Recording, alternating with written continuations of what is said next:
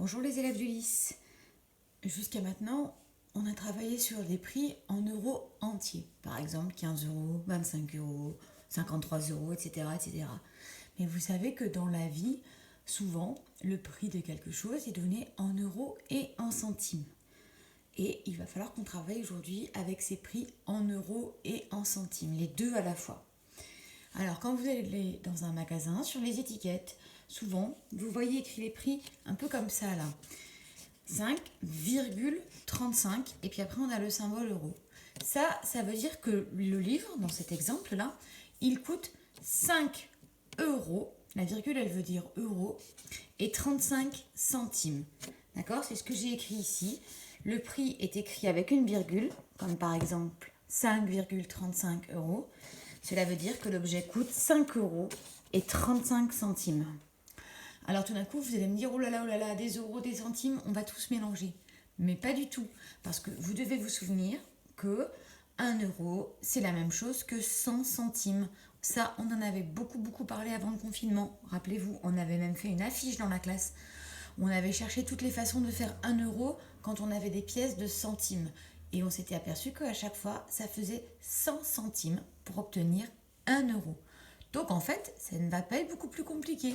Il va simplement falloir calculer le complément à 100 et ça, vous savez très bien faire. On va commencer par un exemple, ce sera plus simple et plus parlant. Donc on reprend notre prix de livre. Là, aujourd'hui, on veut acheter ce livre qui coûte 5 euros et 35 centimes. Et dans notre porte-monnaie, on n'a que 10 euros. Il va falloir donc qu'on cherche combien le vendeur veut nous rendre. Eh bien, ça n'est pas compliqué. Regardez bien. On commence par les centimes. Donc, notre livre, il coûtait 5 euros et 35 centimes.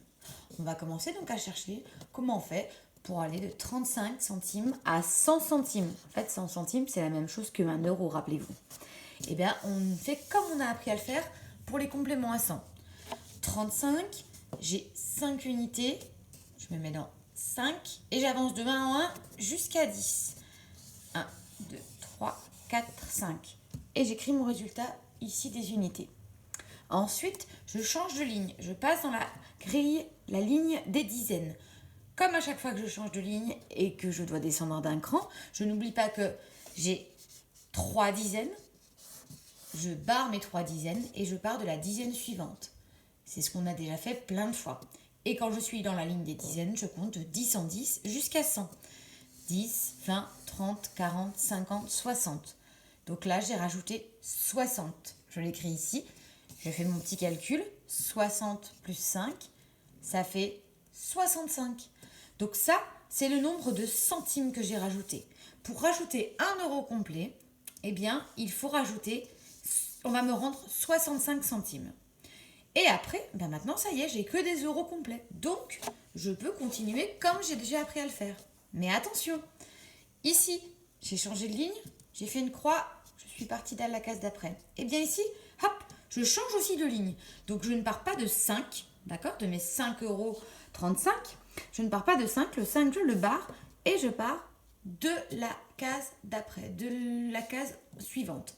Et là, eh ben, je suis dans les unités, donc je compte de 1 en 1, d'accord, 1, 2, 3, 4, et j'arrive ici à 10 euros. Donc j'ai rajouté 4 euros.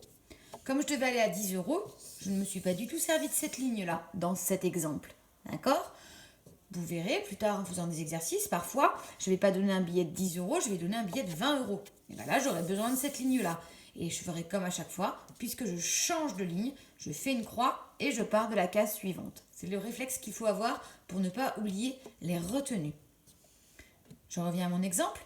Donc, j'avais payé 5,35 euros. Je suis partie de la case qui suit le 5 et je suis arrivée jusqu'à mes 10 euros que j'ai donné au vendeur. J'ai donc rajouté 4 euros. Et bien maintenant, ça c'est mes 4 euros, le résultat de mes 4 euros. Maintenant, il ne me reste plus qu'à rajouter les 4 euros et les 65 centimes. D'accord? Je vais pouvoir écrire que le vendeur, il va me rendre 4 euros 65 centimes. Ou alors, je peux l'écrire 4,65 euros. D'accord? Donc, quand j'achète ce livre qui coûte 5,35 euros et que je paye avec un billet de 10 euros, eh bien, le vendeur, il va me rendre 4,65 €. Voilà, c'est une première vidéo pour vous expliquer comment fonctionne cette fiche méthode. Vous pouvez imprimer les fiches qui suivent.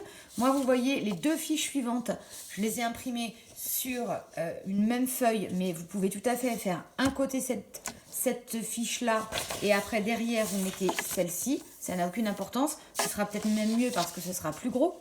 D'accord ? Demain, j'aurai mis cette fiche dans une feuille transparente et je vous fais une petite vidéo pour qu'on s'entraîne tous ensemble avec les exercices. Pour aujourd'hui, je vous conseille de bien revoir cette vidéo et éventuellement, vous demandez à vos parents de vous faire des petits calculs comme ça. Je veux acheter quelque chose qui coûte 4,56 €. Je paye avec 10 €. Combien on me rend ? Vous pouvez commencer à vous entraîner de cette façon-là. Et puis demain, on passera aux exercices concrets. Voilà, bon courage!